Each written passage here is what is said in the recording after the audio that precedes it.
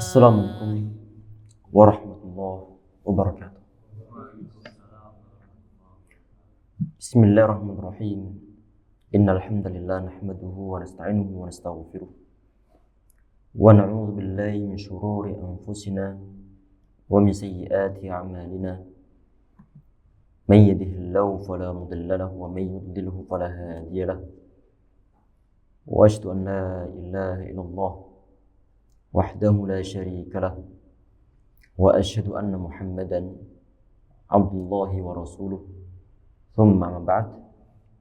Ikhwah jamaah sekalian yang insyaallah dirahmati oleh Allah SWT, kembali kita lanjutkan insyaallah pembahasan kitab Umdatul Ahkam insyaallah untuk sore hari ini.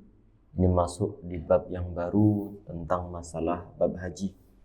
Dimulai dari subbab yang berupa babul mawaqit, bab tentang miqat. Ini oleh beliau diawali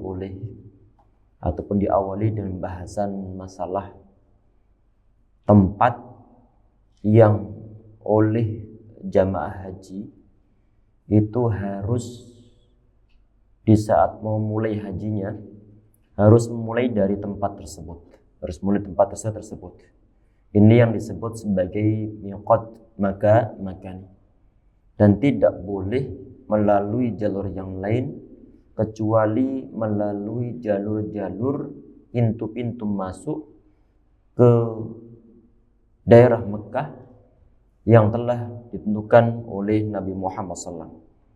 Yang semacam ini disebut sebagai miqat makan. Ini yang mau beliau bahas dalam pertemuan kita sore hari ini. Tafadhal. Bismillahirrahmanirrahim. Bab miqat. Haji adalah menziarahi Baitul Haram untuk suatu amalan tertentu dan pada waktu tertentu. Berarti untuk haji itu memperhatikan 3 komponen utama ini berkaitan dengan masalah definisinya. Yang pertama adalah perlu diperhatikan, ini haji bisa sah kalau memang ke Baitul Haram ataupun ke Masjidil Haram. Kemudian juga dengan suatu amalan yang khusus. Berarti bukan sekedar jalan-jalan saja, tetapi ada suatu ritual ataupun ada suatu ibadah yang perlu untuk dijalankan di sana. Baik tawafnya, sa'inya, termasuk tentunya adalah wukufnya. Dilaksanakan di sana. Apakah sepanjang tahun? Tentunya enggak, karena beda antara haji sama umrah. Untuk haji adalah khusus di bulan-bulan haji, puncaknya adalah di bulan Dzulhijjah. Tayyib, lanjut. Haji merupakan salah satu rukun Islam yang 5, yang mana Islam tidak dapat sempurna kecuali dengan menghimpun keseluruhan rukunnya, yaitu rukun Islam, yaitu syahadat, persaksian bahwa tidak ada Tuhan yang berhak disembah kecuali Allah Ta'ala dan Muhammad SAW adalah utusan Allah, mendirikan sholat, menunaikan zakat, puasa bulan Ramadan, dan haji ke Baitul Haram bagi yang mampu melaksanakannya. Tayyib, kita perhatikan di sini. Ini untuk haji adalah merupakan salah satu di antara rukun Islam. Kalau Islam itu adalah sebuah bangunan, maka rukun-rukun haji ini adalah tiang-tiangnya. Rukun-rukun Islam ini adalah tiang-tiangnya. Ini yang terdapat dalam hadis yang sahih, buniyal Islamu ala khamsin. Jadi agama Islam itu didirikan di atas 5 pondasi ataupun 5 pilar. Yang pertama adalah syahadah, berisi syahadatain, kesaksian bahwa tidak ada Tuhan, tidak ada ilah yang patut untuk diibadahi kecuali Allah SWT, dan semuanya Nabi Muhammad beliau adalah utusan Allah SWT. Kemudian mendirikan sholat, kemudian mengeluarkan zakat, kemudian haji, dan juga puasa di bulan Ramadan. Untuk haji ini adalah khusus spesial bagi orang-orang yang mampu saja. Berarti kalau nggak mampu untuk berhaji, nggak ada biaya, maka nggak ada suatu kewajiban. Nah, lanjut.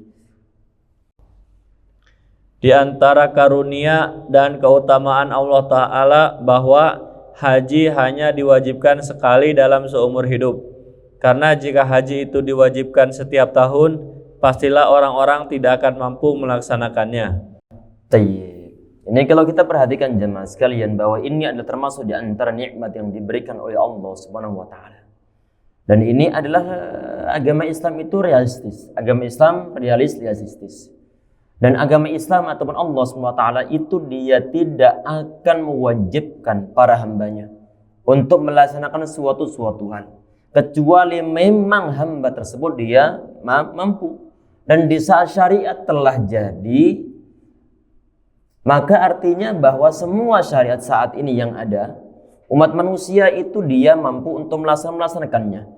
Di saat misalnya ada kewajiban untuk sholat 5 waktu, berarti memang pada umumnya manusia mampu.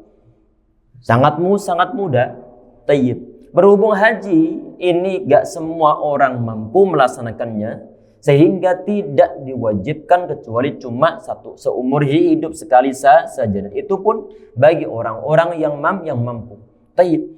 Dan tidak diwajibkan sebagaimana sholat 5 waktu. Dan kita nggak bisa bayangkan kalau seandainya haji itu setiap hari itu 5 kali, kita nggak bisa bayangkan, nggak ada kesempatan untuk melaksanakan suatu aktivitas yang lainnya. Tetapi alhamdulillahnya, dan di antara bentuk keringanan, kemudahan yang diberikan oleh Allah Subhanahu wa taala, dan ini adalah kasih yang Allah Subhanahu wa taala kepada umat Islam, adalah haji hanya diwajibkan di saat mampu saja, dan itu pun hanya sekali seumur hidup. Baik, lanjut. Ibadah haji diwajibkan pada akhir tahun ke-9 Hijrah setelah Abu Bakar radhiyallahu anhu melaksanakan haji. Baik, perhatikan jemaah sekalian. Di saat misalnya ditanya haji dalam Islam pertama kali diadakan oleh siapa? Diadakan oleh sahabat Abu Bakar As-Siddiq radhiyallahu anhu. Tidak dipimpin langsung oleh Nabi Muhammad sallallahu alaihi wasallam. Tentunya ini adalah pasca Nabi Muhammad beliau berhijrah dari Makkah menuju Madinah. Tayyib. Ini sahabat Abu Bakar As-Siddiq radhiyallahu anhu, beliau diutus Nabi Muhammad SAW untuk memimpin rombongan jamaah haji. Pada saat itu Nabi Muhammad SAW beliau telah berhasil berhijrah, berada di Madinah. Tetapi Nabi Muhammad SAW saat itu beliau tidak memimpin jamaah haji. Dan kalau kita perhatikan bahwa ini disampaikan di sini bahwa haji itu diwajibkan di saat tahun 9 Hijriah. Berarti kalau 9 Hijriah otomatis saat itu Nabi Muhammad SAW beliau telah berhasil menaklukkan Mekah. Karena Fathu Mekah atau penakluk kota Mekah itu terjadi tahun 8 Hijriah. Pertanyaannya adalah, ini kenapa Nabi Muhammad SAW kok beliau di tahun 9 Hijriah beliau tidak memimpin jamaah haji saat itu? Maka jawabannya adalah tahun-tahun tersebut jamaah sekalian, bahwa delegasi-delegasi yang datang dari luar untuk menemui Nabi Muhammad di Madinah sangat banyaknya, bukan main.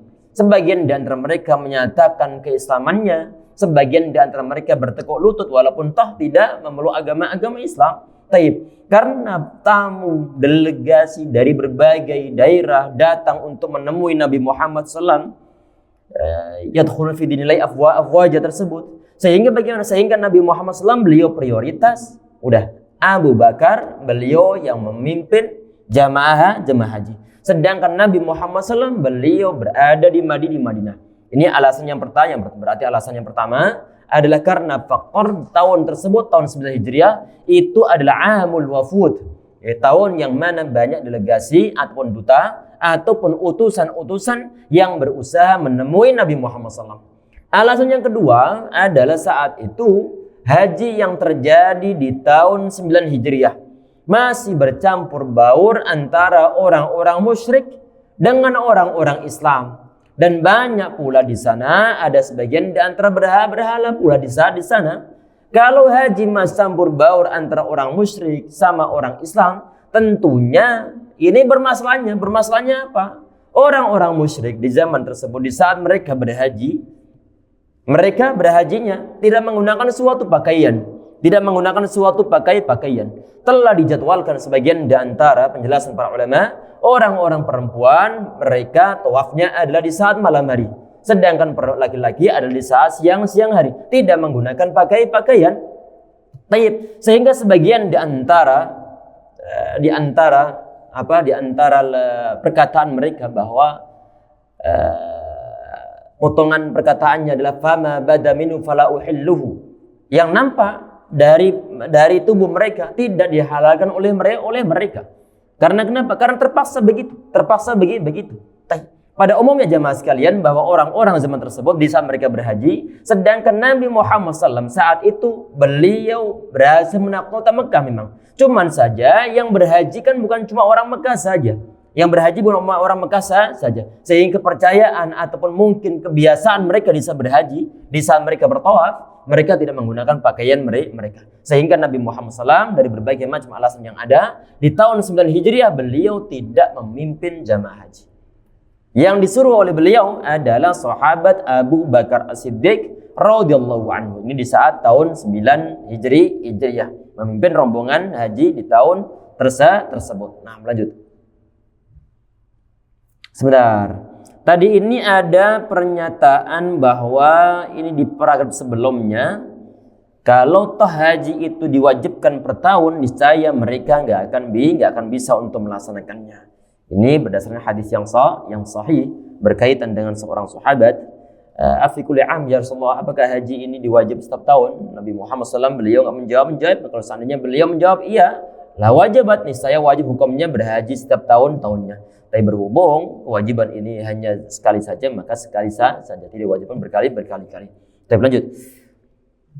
Dan Rasulullah SAW tidak pernah meninggalkan ibadah haji setelah ibadah tersebut diwajibkan. Adapun ayat yang menunjukkan tentang wajibnya ibadah haji adalah firman Allah Ta'ala, dan di antara kewajiban manusia terhadap Allah. Kita perhatikan di sini. Nabi Muhammad SAW beliau tidak pernah meninggalkan haji ba'da mafurid, setelah diwajibkan. Tetapi realita jemaah sekalian, kalau seandainya Nabi Muhammad SAW beliau hidup lebih panjang, lebih lama lagi, karena beliau tahun 12 Hijriah beliau meninggal. Kalau seandainya usia beliau panjang, insya Allah beliau tidak meninggalkannya.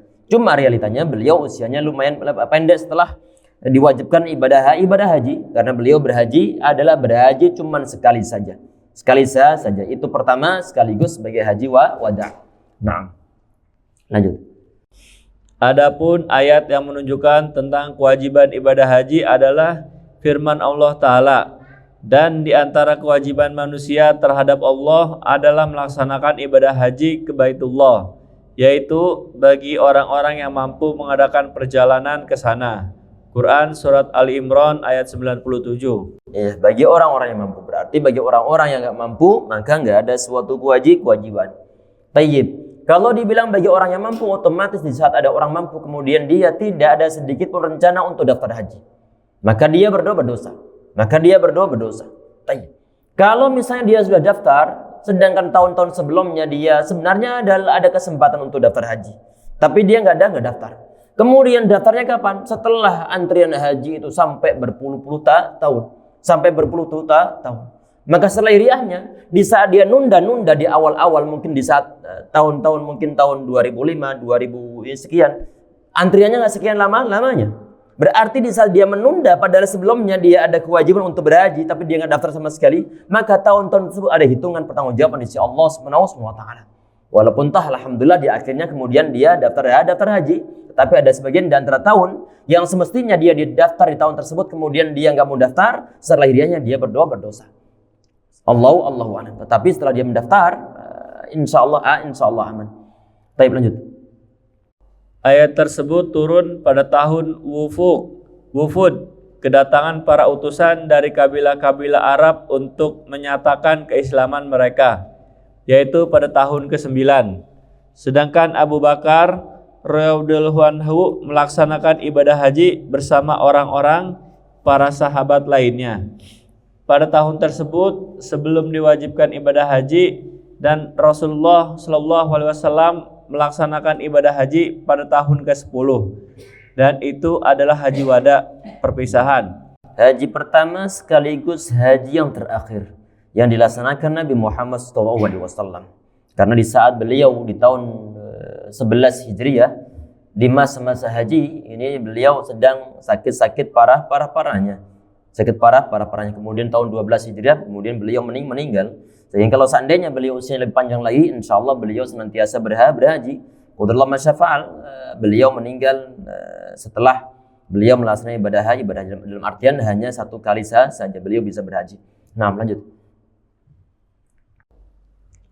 Perkataannya bab miqat, yaitu tempat-tempat yang manusia berihram darinya, sehingga tidak halal bagi seorang pun untuk melewati miqat tanpa berihram terlebih dahulu. Penentuan miqat itu mengandung penjelasan akan besarnya kemuliaan Al-Bait Al-Haram. Hadis 206. Sebentar, kita perhatikan di sini bahwa ini al-mawaqit itu adalah jamak dari kata miqat. Bisa berupa miqat makani, bisa berupa miqat zamani. Untuk miqat makani adalah tempat-tempat yang harus dilewati oleh jamaah haji dari sebagian di antara daerah, harus melalui tempat tersebut sebagai pintu masuk ke kota Mekah. Ini miqat disebut sebagai miqat makani. Untuk miqat zamani ataupun yang berupa waktu, itu adalah waktu-waktu ibadah haji. Nah, lanjut. Hadis 206 dari Abdullah bin Abbas radhiyallahu anhu bahwasanya Rasulullah Shallallahu Alaihi Wasallam telah menentukan miqat untuk penduduk kota Madinah, Zu al-Hulaifah, untuk penduduk negeri Syam, Al-Juhfah, untuk penduduk negeri Najd, Qarnul Manazil, dan untuk penduduk negeri Yaman, Yalamlam. Miqat-miqat itu berlaku untuk mereka dan untuk orang-orang yang datang darinya dari selain penduduknya, yaitu di antara orang-orang yang hendak haji atau umrah. Barang siapa yang lebih dekat dari itu, maka dari itu dia berada sampai pun penduduk kota Mekah dari Mekah. Syarah hadis. Perhatikan, tadi ini adalah berkaitan dengan masalah miqat yang telah ditetapkan Nabi Muhammad SAW untuk kota-kota yang saat itu menjadi perlu untuk melalui area-area tersebut. Ini untuk miqat jamaah sekalian, ini bukan sekedar untuk ganti baju, tetapi adalah merupakan suatu ada niatan di sana, niatan secara resmi untuk masuk dalam melaksanakan suatu ibadah haji ataupun umrah. Melalui batas ini, batas miqat ini, orang dia sudah harus menggunakan pakaian ihram, kemudian sudah harus diniatkan untuk berhaji ataupun untuk berumrah, dan tidak boleh untuk melewati daerah tersebut kecuali memang sudah berniat untuk berhaji. Kalau misalnya ada orang yang dia sudah melewati area miqat tersebut, kemudian tidak ada suatu niat untuk berhaji, maka dia wajib hukumnya untuk balik lagi. Wajib hukumnya untuk balik lagi. Kalau seandainya nggak balik lagi, maka dia perlu untuk bayar dam. Nah, tadi di sini sudah ditentukan bahwa miqat untuk penduduk Madinah itu adalah Dzul Hulaifah, ataupun di zaman saat ini sebagian di antara orang menyebutnya adalah Abyar Ali. Kemudian untuk orang-orang Syam, berarti Suriah, Libanon, Palestina, Jordania, harus melalui miqat yang berupa Juhfah ini, berupa Juhfah. Kemudian untuk Qarnul Manazil ini adalah untuk Najd, Riyadh dan juga sekitar-sekitarnya. Kemudian untuk Yalamlam ini adalah untuk penduduk Yaman, termasuk diantaranya adalah Indonesia. Karena di saat kita itu misalnya mau terbang ke Mekah ataupun untuk berhaji, tentunya adalah melalui jalur Yaman. Sehingga pintu masuk kota Mekah untuk berhaji itu adalah daerah-daerah Yalamlam. Nah, lanjut. Sebentar ya ikhwah. Dan kalau misalnya suatu daerah ataupun misalnya negara Indonesia. Negara Indonesia ini ternyata sebagian di antara warganya ada yang menuju ke Madinah terlebih dahulu. Menuju ke Madinah. Maka nanti miqatnya bukan balik ke Yalamlam lagi, tetapi adalah melalui jalur orang-orang Madinah. Melalui apa? Melalui Dzul Hulaifah. Berarti untuk area-area tersebut itu ditempuh adalah di saat ada orang yang dari luar daerah-daerah yang telah ditentukan. Kemudian mereka melewati daerah-daerah ini. Maka nanti pintu masuk ke kota Makkahnya juga melalui daerah tersebut. Nah, lanjut. Syarah hadis. Perkataannya di dalam hadis Ibnu Abbas radhiyallahu anhuma bahwasanya Rasulullah Shallallahu alaihi wasallam telah menentukan miqat untuk penduduk kota Madinah Dzul Al-Hulaifah, dan dia sekarang dinamakan dengan Al-Hasa, dan dia adalah miqat yang paling jauh dari kota Mekah. Jarak antara Dzul Hulaifah dari kota Mekah adalah seukuran 3 jam, sedangkan dari kota Mekah adalah 10 hari perjalanan. Ini perjalanan naik unta di zaman dahulu. Nah, bukan berjalan kaki. Kalau berjalan kaki berarti lebih jauh lah lagi. Nah, lanjut. Perkataannya untuk penduduk negeri Syam Al-Juhfah, dan di sebagian riwayat disebut wa ahlil Maghrib, dan penduduk kota Maroko. Al-Juhfah adalah sebuah lokasi yang namanya telah ditinggalkan dan tidak ada yang mengetahuinya kecuali sedikit orang saja. Dan dahulu di lokasi itu terjadi wabah demam ketika Rasulullah Shallallahu alaihi wasallam berhijrah ke Madinah. Beliau berdoa kepada Allah Ta'ala agar memindahkan wabah demam kota Madinah ke wilayah Al-Juhfah, sehingga berkumpullah padanya demam Al-Juhfah dan demam Madinah. Dahulu Al-Juhfah adalah sebuah perkampungan, namun sekarang telah hancur. Sekarang orang-orang melakukan ihram dari daerah Robiq karena jasadnya berdekatan dengan Al-Juhfah. Namun sedikit lebih jauh dari Robiq. Jasad tadi? Jasad berdekatan dengan Al-Juhfah. Jasadnya ya. Karena jasadnya berdekatan dengan Al-Juhfah. Wal an kharabat walakinnahum yuhrimuna min Rabbih li'annahu qaribun minna. Ini enggak ada jasad di sini bahasa Arabnya. Li'annahu qaribun minna, karena itu dekat dari Juhfah. Allah alam jasad apa maksudnya terjemahan di sini? Yang di sini enggak ada ini, enggak ada kata-kata jasadnya bahasa Arabnya ini. Hanya ada pernyataan li'annahu qaribun minna. Karena Robiq itu lebih dekat, karena Robiq itu dekat dengan Juhfah. Dekat dengan Juhfah.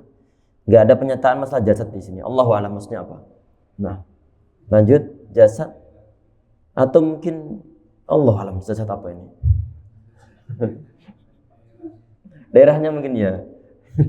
Jasad. Baik, lanjut. Namun sedikit lebih jauh dari Robiq berada di pesisir pantai, dan jaraknya dari kota Mekah adalah 3 hari perjalanan. Dan disitulah miqat yang paling jauh dari kota Mekah setelah Dzul Al-Hulaifah. Banyak dari kalangan jamaah haji yang datang dari jalan laut melakukan ihram dari arah tersebut apabila mereka sejajar dengannya. Perkataannya untuk penduduk negeri Najd Qarnul Manazil, di sebagian riwayat disebutkan. Sebentar, mungkin tadi jasad ini maksudnya adalah bekas-bekas reruntuhannya mungkin. Bekas reruntuhan yang tadi disebut sebagai Juhfah tadi itu. Mungkin ya jasad daerah maksudnya. Nah, lanjut. Perkataannya untuk penduduk negeri Najd Qarnul Manazil, di sebagian riwayat disebutkan Qarnus Sa'alib, dan di sebagian riwayat yang lain disebutkan Qarn. Sekarang lokasi tersebut dinamakan dengan As-Sa'il, dan itu adalah sebuah lembah yang terletak di antara pegunungan. Seluruh bagian lembah tersebut adalah miqat, baik bagian yang tinggi maupun bagian yang rendah. Dataran tinggi dan dataran rendahnya adalah sama.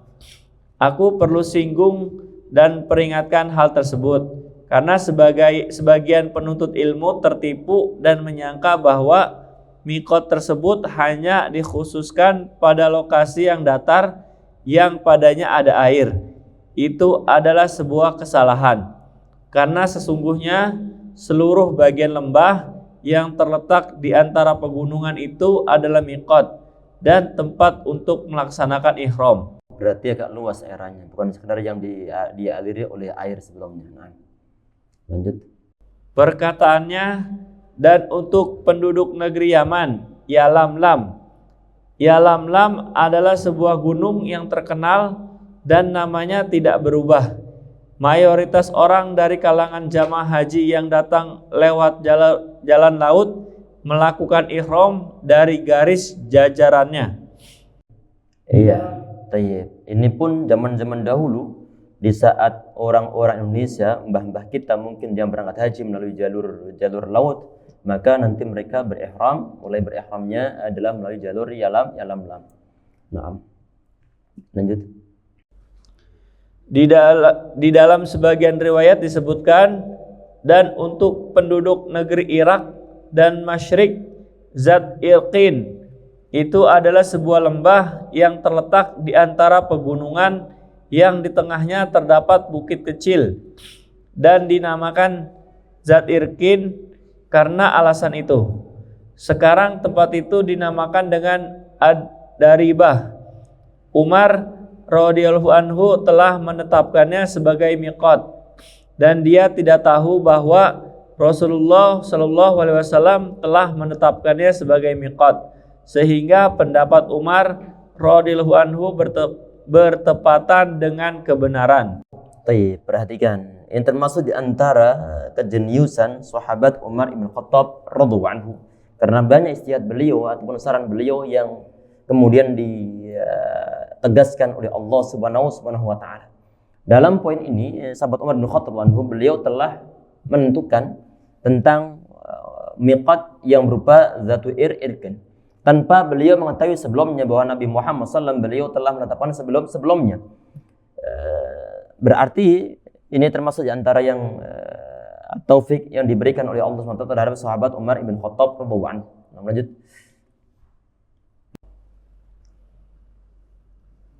Ketiga miqat tersebut yaitu Qarnul Manazil, Yalamlam dan Zat Irqin sama dalam hal kejauhannya dari kota Mekah, yaitu berjarak 2 hari perjalanan dari kota Mekah.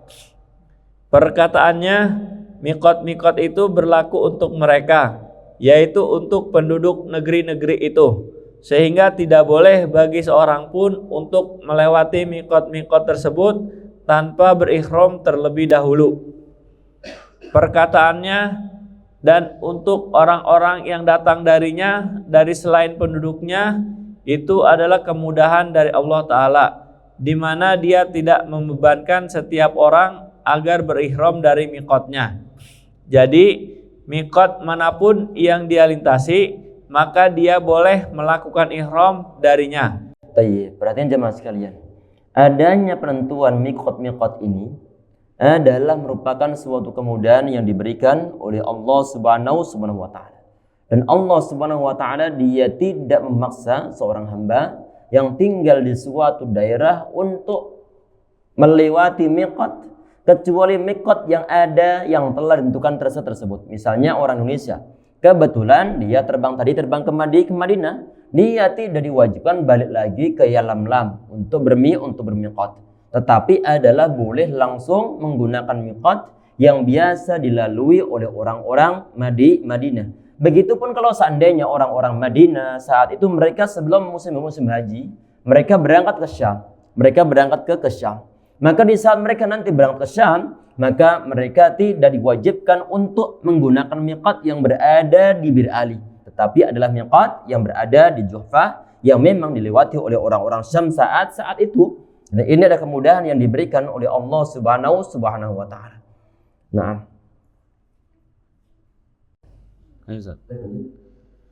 Sebagaimana penduduk negeri Najd boleh melakukan ihram di lain kesempatan dari Zat Irqin, terlebih khusus bagi penduduk kota Al-Qasim karena mereka seringkali melakukan ihram dari Zat Irqin. dan sebagaimana penduduk negeri Syam, penduduk Mesir, dan yang semisal mereka boleh melakukan ihram dari miqat penduduk kota Madinah apabila mereka melintasinya, dan sebagaimana mereka juga sering melakukan ihram dan zat irqin. Barang siapa yang melewati miqat-miqat tersebut tanpa melakukan ihram, maka dia diharuskan untuk kembali dan melakukan ihram dari miqat yang pantas untuknya. Jika dia tidak kembali, maka dia wajib membayar dam. Dan ini adalah suatu hukum masalah fikih, dalam artian bahwa ini mestinya orang yang pergi berhaji itu mereka mulai niat ihramnya adalah dari miqat-miqat yang telah ditentukan Nabi Muhammad SAW.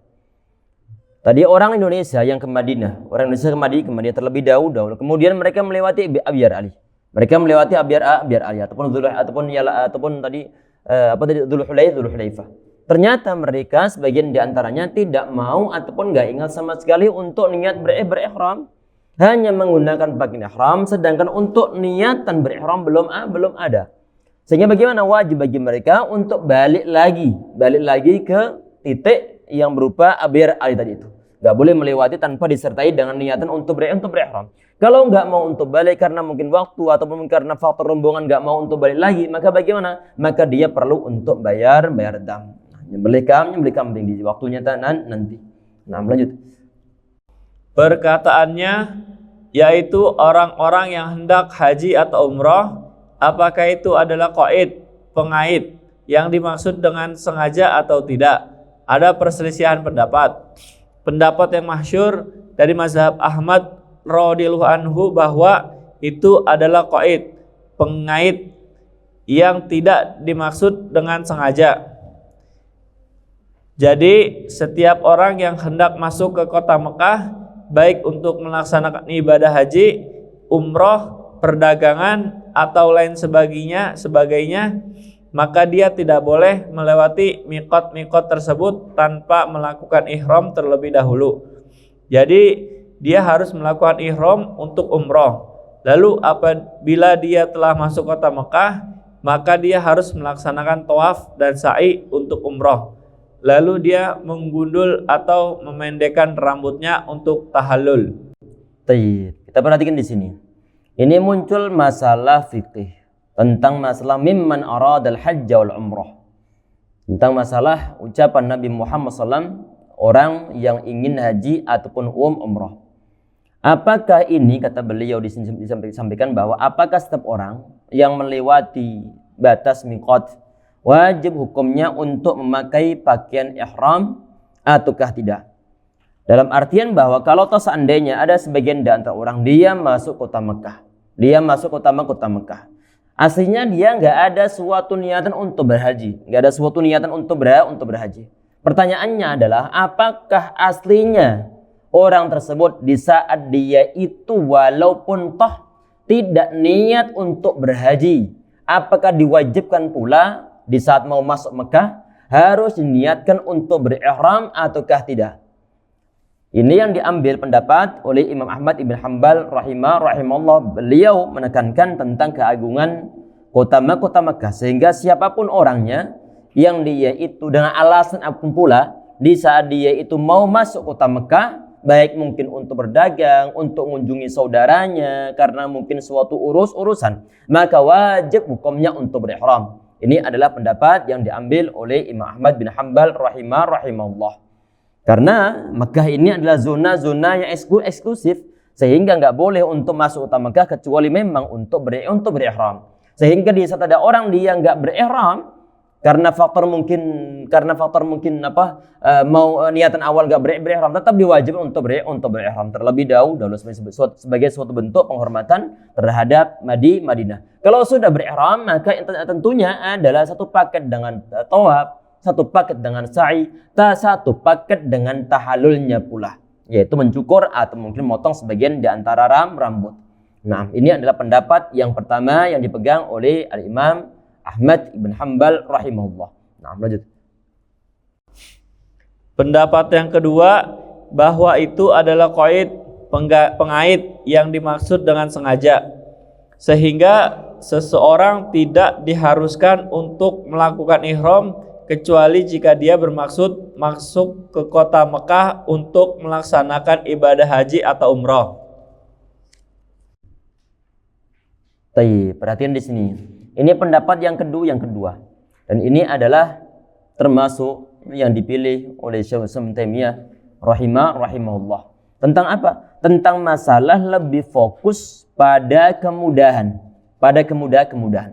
Sehingga tadi perkataan Nabi Muhammad SAW tentang mimman aradal hajj wal umrah, bagi siapa yang berniat haji ataupun umrah, maka dianggap sebagai suatu syarat pembatas, dalam artian bahwa kalau ada orang dia masuk Mekah tetapi nggak ada niatan sama sekali untuk berhaji, untuk berumrah, maka tidak diwajibkan bagi dia untuk berihram walaupun toh dia masuk Mekah saat itu, tetapi sangat dianjurkan untuk melaksanakan suatu ihram sebagai suatu bentuk penghormatan terhadap kota Mekah yang dalamnya ada Masjidil Haram, ada Ka'bah.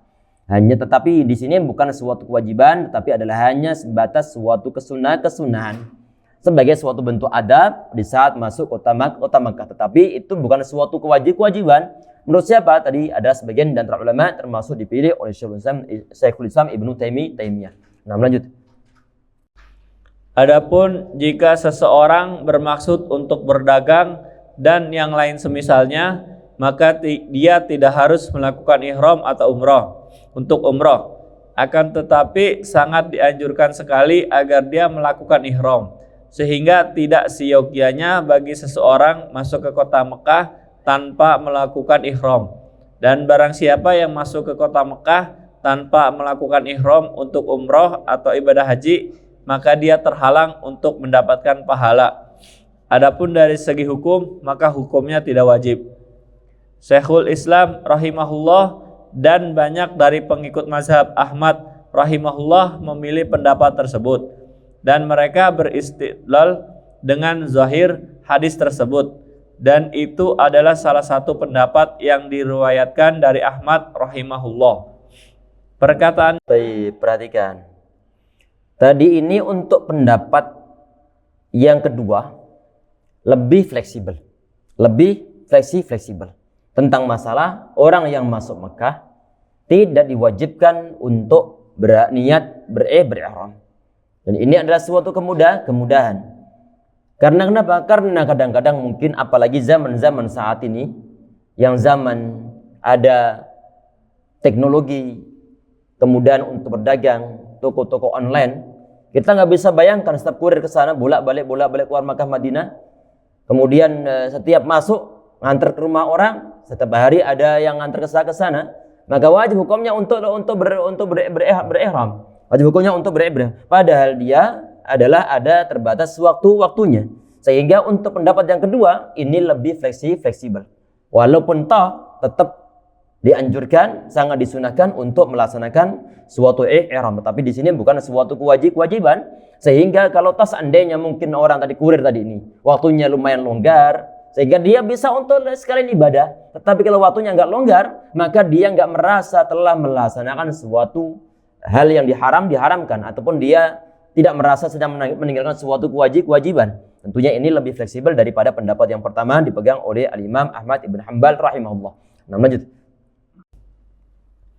Perkataannya, barang siapa yang lebih dekat dari itu, maka dari tempat dia berada itu juga merupakan kemudahan dan kelapangan dari Allah Ta'ala, di mana dia tidak membebankan kepada orang yang berada lebih dekat dari miqat untuk pergi menuju miqat. Bahkan apabila dia hendak melaksanakan ibadah haji atau umroh, maka dia dibolehkan untuk melakukan ihram dari tempat di mana dia memulai safarnya. Perkataannya, sampai pun penduduk kota Mekah dari Mekah, yaitu miqat haji. Adapun jika seseorang dari penduduk kota Mekah hendak melaksanakan umroh, maka dia diharuskan untuk keluar dari tanah haram, lalu dia melakukan ihram dari tanah halal terdekat. Jika ada tanah halal terdekat, maksudnya di situ adalah bisa berupa Masjid Aisyah atau bisa Ji'rana ataupun Hudaybiyah. Nah, yang biasa digunakan oleh orang-orang umroh saat itu. Lanjut. Jika ada orang yang bertanya, apa perbedaan antara keduanya?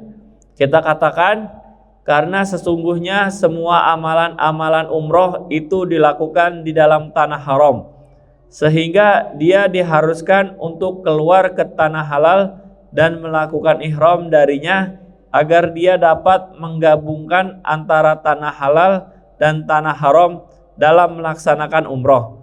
Adapun dalam ibadah haji, dia tidak diharuskan untuk melakukan ihram dari tanah halal, karena amalan-amalan haji tidak semuanya dilakukan di tanah haram, bahkan sebagiannya dilakukan di tanah halal, yaitu wukuf di Arafah. Tanah halal di sini maksudnya adalah saat berada di area luar Mekah, itu tanah halal maksudnya. Jelas ya? Sedang yang haram di situ adalah yang area-area Mekah. Kenapa haram? Karena nggak semua hal bisa dilaksanakan di sana. Nggak semua hal bisa dilaksanakan di sana. Ada sebagian yang diharamkan, termasuk berburu hewan-hewan binatang di saat dia berada di area-area Mekah, nggak boleh dilaksanakan di sana. Sehingga tanahnya adalah tanah yang haram. Dalam artian di sini adalah dimuliakan dan juga ada batasan-batasan tertentu. Nah, lanjut. Hadis 207 dari Abdullah bin Umar radhiyallahu anhuma bahwasanya Rasulullah Shallallahu alaihi wasallam bersabda, penduduk kota Madinah berihram dari Zul Al-Hulaifah, penduduk negeri Syam dari Al-Juhfah, penduduk Najd dari Qarn. Dia Abdullah bin Umar berkata, dan telah sampai kepadaku bahwasanya Rasulullah Shallallahu alaihi wasallam bersabda, dan penduduk negeri Yaman berihram dari Yalamlam. Syarah hadis yang semisalnya adalah hadis Ibnu Umar. Ini masih berkaitan masalah bab miqat ya ikhwah. Nah, lanjut. Syarah hadis yang semisalnya adalah hadis Ibnu Umar radhiyallahu anhuma, penduduk kota Madinah berihram. Itu adalah miqat-miqat makaniyah, tempat. Adapun miqat-miqat zamaniyah, waktu, maka tepatnya pada bulan-bulan haji, yaitu Syawal, Zul Al-Qa'dah, sebagian bulan Zulhijjah. Baik. Nah, lanjut dulu. Nah. Sebagaimana yang difirmankan oleh Allah Ta'ala, musim haji itu pada bulan-bulan yang telah dimaklumi. Quran surat Al-Baqarah ayat 197. Adapun umroh, maka sah dilakukan di waktu kapanpun dan dia tidak memiliki waktu khusus. Akan tetapi umroh di bulan Ramadan lebih dianjurkan, sebagaimana yang diriwayatkan. Berumroh di bulan Ramadan menyamai pahala melaksanakan haji. Di dalam lafaz yang lain disebutkan menyamai pahala melaksanakan haji bersamaku. Baik. Kita perhatikan terlebih dulu ya ikhwah sekalian. Di situ tentang masalah miqat. Tadi disampaikan tentang miqat makani yang telah disampaikan Nabi Muhammad SAW, yang menyangkut masalah tempat-tempat yang memang digunakan jemaah haji untuk lewat sampai Mekah. Kemudian dari tempat tersebut mereka memulai niat untuk berihram. Ini yang disebut sebagai miqat makani. Sedangkan untuk miqat yang zamani berkaitan dengan masa atau berkaitan dengan waktu, di sini hanya ada 3 bulan, Syawal, Dzulqa'dah, dan juga sebagian di antara Dzulhijjah. Tentunya untuk hitungan Dzulhijjah adalah 10 hari pertama bulan Dzulhijjah. Berarti ini adalah batasan-batasannya. Berarti untuk waktu-waktu berhaji tidak boleh dilaksanakan di luar bulan-bulan tersebut. Ini yang perlu untuk difahami, karena syariat membatasinya. Berbeda dengan masalah umroh. Kalau umroh adalah sepanjang tahun, cuman saja Nabi Muhammad SAW beliau memberikan suatu keterangan tentang masalah apa? Tentang masalah pahala yang dilipat gandakan, keistimewaan di saat ada orang dia pergi umrah di bulan Ramadan, yang mana pahalanya adalah sebagaimana setara dengan berhaji bersama Nabi Muhammad SAW. Nah, lanjut. Umroh yang utama adalah umroh yang dilakukan oleh orang-orang ufuk selain penduduk kota Mekah. Adapun umroh yang dilakukan oleh orang yang keluar dari kota Mekah, dari penduduk kota Mekah, maka padanya terdapat keutamaan yang besar. Akan tetapi yang pertama adalah lebih utama. Para ulama berkata, dan tidak siokianya bagi orang Mekah untuk mengulang umroh, karena melaksanakan tawaf lebih utama. Taib. Ini berkaitan dengan penduduk Mekah saat itu ataupun saat ini, bahwa orang-orang yang tinggal di Mekah, maka mereka itu lebih baik memperbanyak tawaf daripada sering keluar ke tanah halal. Dalam artian bahwa kalau seandainya orang-orang ini yang tinggal di Mekah, orang Mekah mereka misalnya pengen berumroh, otomatis kalau umroh itu harus keluar terlebih dahulu ke tanah halal, misalnya Tan'im, Jirana ataupun Hudaybiyah. Tetapi dianjurkan bagi orang-orang yang tinggal di Makkah adalah memperbanyak tawaf daripada keluar ke tanah halal untuk memulai umrah mereka. Perbanyak tawaf. Ini adalah yang tadi poin yang terakhir. Nah, lanjut. Bab pakaian yang boleh dikenakan oleh seorang muhrim. Muhrim. Benar. Ini muhrim perlu dibedakan dengan mahram. Kalau mahram jangan sampai dibilang muhrim. Kalau misalnya ana bilang ataupun misalkan saya dengan Mbak Ana, maka ana ada ikatan kemahraman dengan dia. Nyebutnya mahram, bukan muhrim. Kalau orang Indonesia nggak pandang apakah dia ini sedang berihram ataukah tidak sedang berihram, disebut muhrim. Ana nggak ada ikatan, dia bukan muhrim ana katanya. Padahal yang benar adalah mahram. Sedang untuk istilah muhrim digunakan untuk orang yang berihram. Ahrama yuhrim ihraman fahuwa muhrimun. Jadi orang berihram disebut muhrim. Sedangkan untuk ikatan kemahraman ini, hubungan kerabatan yang dekat, yang boleh untuk berjabatan tangan, yang boleh untuk bersentuhan, yang boleh untuk berdua-duaan, ini adalah yang disebut mahram, bukan muhrim, tetapi adalah mahram. Nah, lanjut. Yaitu pakaian apa saja yang dihalalkan bagi orang yang melakukan ihram, dan pakaian apa saja yang diharamkan baginya. Karena sesungguhnya perkara-perkara yang diharamkan itu ada dua macam. Pertama, perkara yang diharamkan bagaimanapun keadaannya. Kedua, perkara yang diharamkan lantaran adanya suatu sebab, seperti perkara-perkara yang diharamkan di dalam puasa, sholat, haji, dan lain sebagainya. Ibnu Rajab rahimahullah berkata, sesungguhnya hukum asal yang dijadikan dasar oleh Imam Ahmad rahimahullah dalam membangun mazhabnya adalah bahwa barang siapa yang mengerjakan suatu perkara yang diharamkan di dalam ibadah dan dia telah dilarang karena kekhususannya, maka ibadah itu batal dengan mengerjakan perkara haram itu selama tidak ada dalil yang menunjukkan bahwa ibadah itu tidak batal dengan mengerjakannya. Perkara-perkara yang diharamkan di dalam ibadah haji ada tiga macam. Pertama, perkara yang diharamkan bagi kaum lelaki saja. Kedua, perkara yang diharamkan bagi kaum wanita saja. Ketiga, perkara yang diharamkan bagi kaum lelaki dan kaum wanita, dan itu lebih banyak.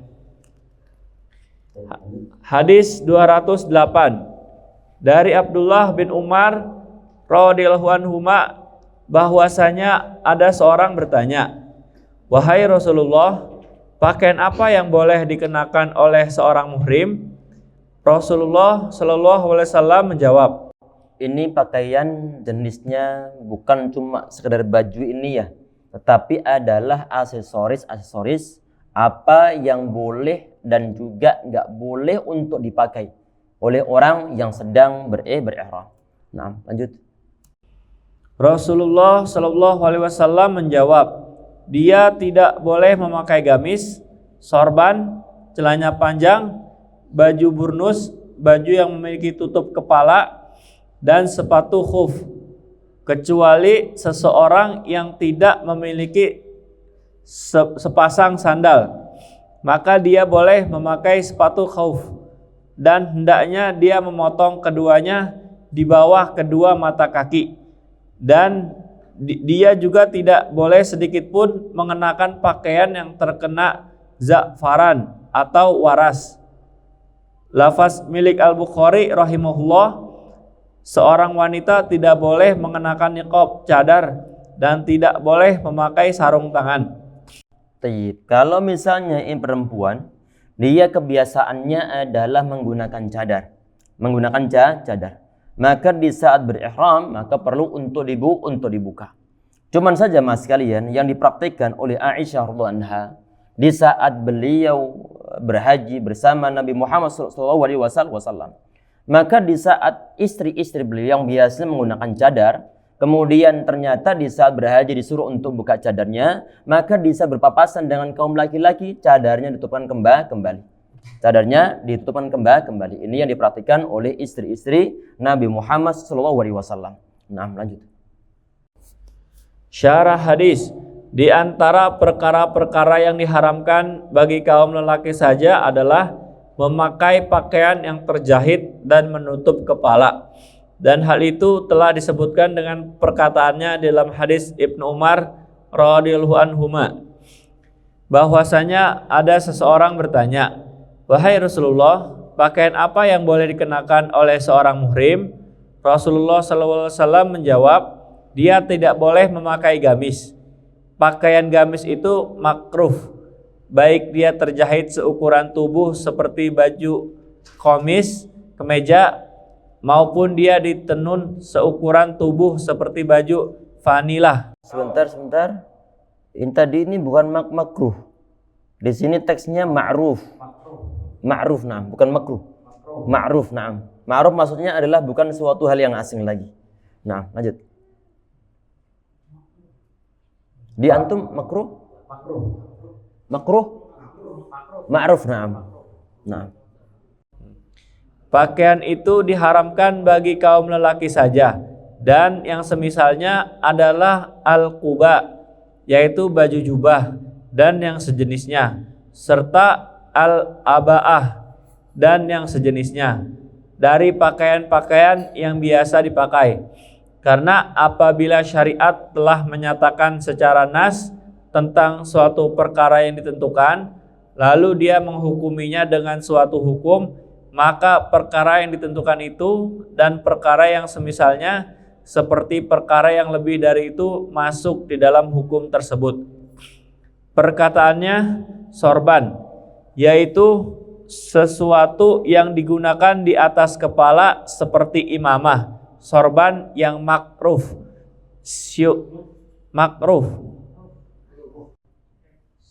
Ma'ruf. Dan lain sebagainya, dan lain sejenisnya yang biasa digunakan di atas kepala. Iya, hal-hal yang biasa dipakai yang langsung nempel di bagian kepala itu termasuk di antara hal-hal yang dilarang dipakai oleh orang yang sedang berihram. Mau peci, mau helm, mau imamah ataupun surban, nggak boleh dipakai saat yang langsung nempel ke bagian kepala. Sehingga kemudian muncul pertanyaan yang dibahas di poin bawahnya itu tentang masalah syamsiyah ini. Apa syamsiyah? Adalah sejenis payung. Coba lanjut. Apakah payung sama hukumnya sehingga diharamkan atau tidak sama hukumnya sehingga tetap dimubahkan? Ada perselisihan pendapat tentang hal tersebut. Bagaimanapun keadaannya, tidak memakai payung adalah lebih baik dan lebih hati-hati. Karena maksud dari pelaksanaan ihram adalah meninggalkan kemewahan dan hal-hal yang biasa dipakai. Akan tetapi jika seseorang dapat terkena mudarat lantaran menyingkap kepalanya, maka dia boleh menutup kepalanya sebatas kebutuhannya, lalu dia membayar fidyah. Nah, ini adalah saran dari beliau. Kalau seandainya bisa tanpa menggunakan payung dan tidak ada suatu bahaya yang mungkin dia alami, maka afdalnya tanpa menggunakan payung. Karena sebagian dari ulama ada yang melarang, sebagian dari ulama yang lain tidak melarangnya. Sehingga yang paling aman di menghadapi permasalahan semacam ini adalah dihindari kalau memang bisa. Tapi berhubung kadang-kadang pewanasnya bukan main, bukan kadang-kadang ya. Dan ini yang kita rasakan di saat musim haji, panasnya bukan main. Sehingga yang menjadi alternatif itu adalah payung. Karena mungkin kita mengikuti pendapat ulama yang memperbolehkannya. Karena memang payung nggak nempel ke kepala, ada jarak ke arah ke atas. Nah, lanjut. Karena Allah Ta'ala berfirman, jika ada di antara kamu ada yang sakit atau gangguan di kepalanya, lalu dia bercukur. Quran Surat Al-Baqarah ayat 196.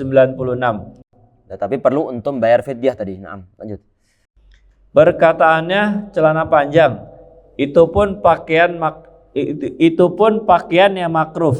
Perkataannya baju burnus. Ya, celana panjang yang biasa kita pakai yang berjahit sampai keliling, ini nggak boleh untuk dipakai di saat berihram. Nah. Perkataannya baju burnus, baju yang memiliki tutup kepala. Itu adalah pakaian yang digunakan di atas kepala seperti kulun suwah, peci. Akan tetapi dia diikatkan dengan baju al-quba. Semua yang disebutkan di atas adalah haram bagi kaum lelaki apabila dia memakainya dengan cara yang biasa dia lakukan. Adapun jika dia menjadikan baju komis, al-quba, al-aba'ah atau yang sejenisnya sebagai sarung, maka itu diharamkan. Maka itu tidak diharamkan. Sebagian ulama ada yang bersikap berlebihan dalam hal tersebut sampai-sampai dia mengharamkan ikatan sarung. Maksudnya adalah ikat pinggangnya. Nah. Ataupun mungkin sarung yang diikatkan di tali. Nah. Tali jam di leher dan yang sejenisnya. Padahal dia tidak memiliki dalil akan hal tersebut. Dan hal itu pun tidak dinyatakan secara nas, juga yang semakna dengan nas. Sebentar, tadi beliau membahas tentang masalah gamis yang dijadikan sebagai izar, gamis yang dipakai sebagai sarung yang dipakai di bagian bawah. Ini tidak diharamkan aslinya. Cuman sebagian di antara ulama ada yang berlebih-lebihan kata beliau di sini. Bahkan sampai di saat mau mengikatkan izar ataupun sarung yang bagian bawah diikat antara satu izar dan izar yang lainnya, antara ujung dan ujung tidak diperbolehkan.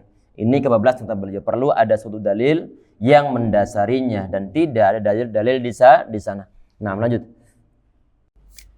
Perkataannya dan sepatu khuf. Hal ini pun dikhususkan bagi kaum lelaki. Seorang lelaki diharamkan memakai sepatu khuf di saat melakukan ihram. Baik sepatu khauf itu terbuat dari bahan kulit, bahan kapas, kulit unta ataupun lain sebagainya. Perkataannya, nah ini khauf pada umumnya ya, yang dipakai untuk alas kaki, tidak bisa untuk nempel di kaki kecuali memang dijahit sampai keliling. Dijahit sampai keliling.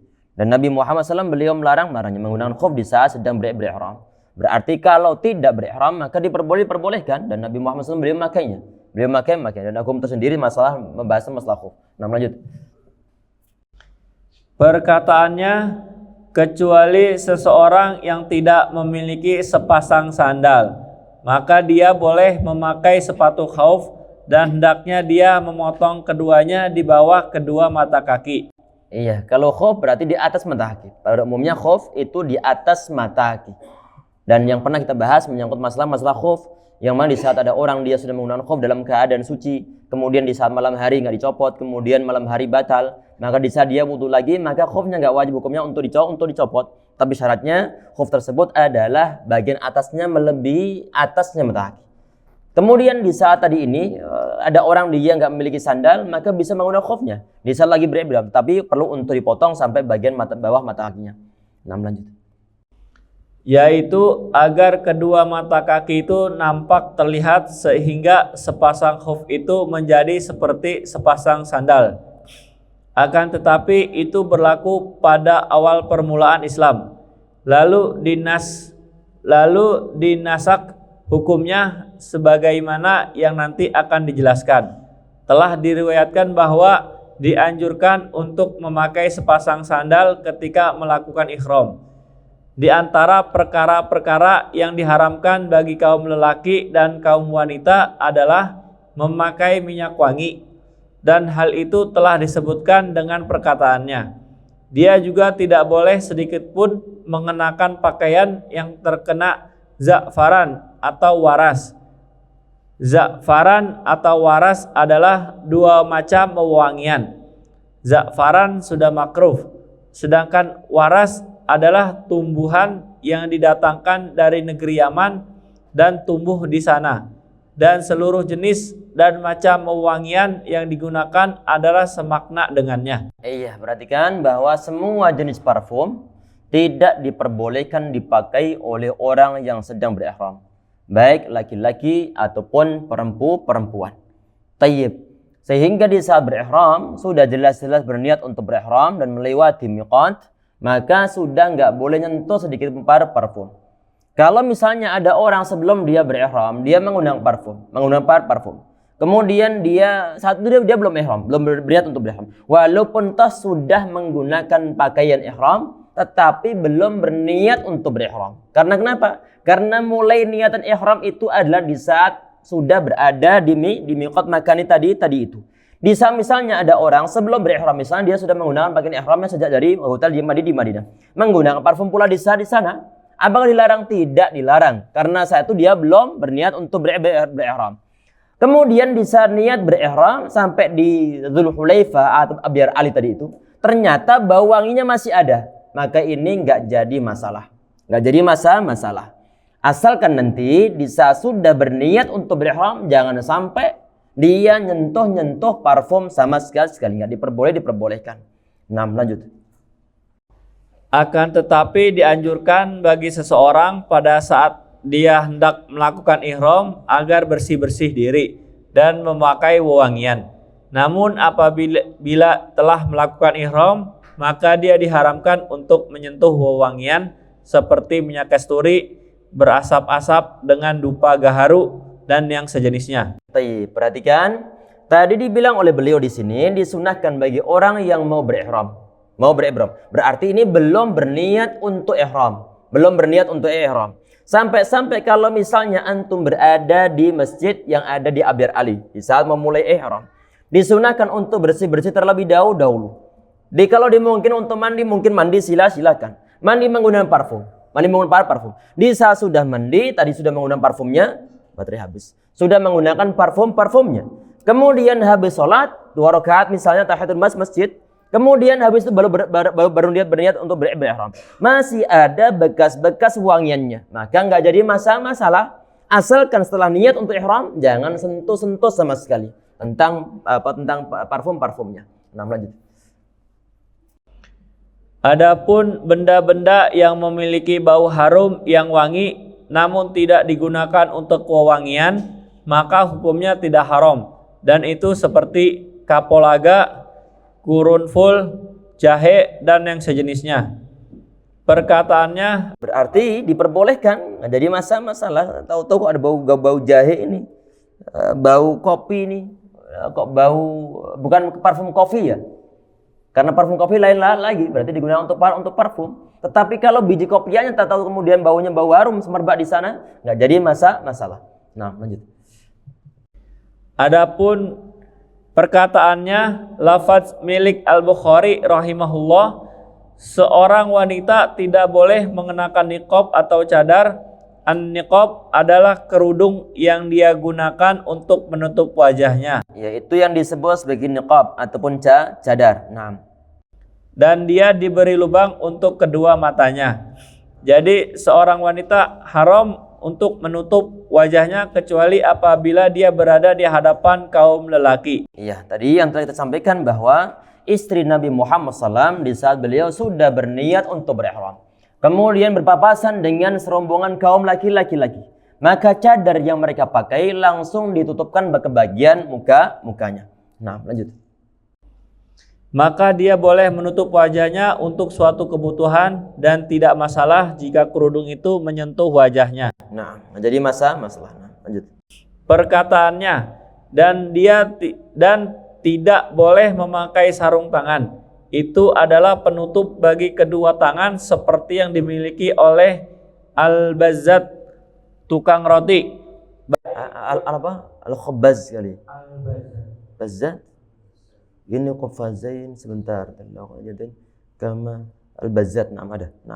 Al-bazzat, tukang roti, baik dia terbuat dari bahan kulit unta, bahan wol, bahan kapas, ataupun lain sebagainya.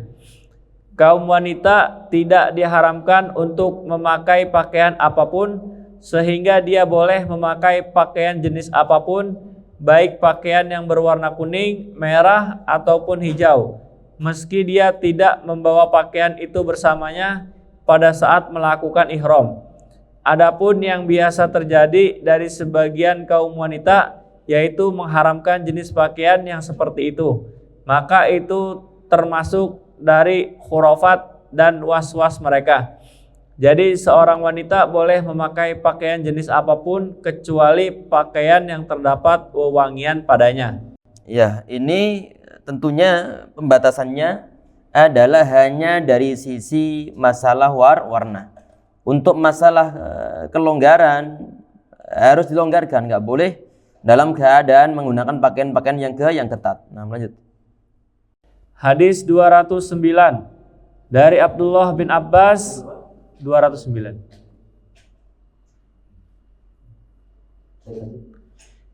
Dari Abdullah bin Abbas radhiyallahu anhuma, dia berkata, aku telah mendengar Rasulullah sallallahu alaihi wasallam berkhutbah di Arafah.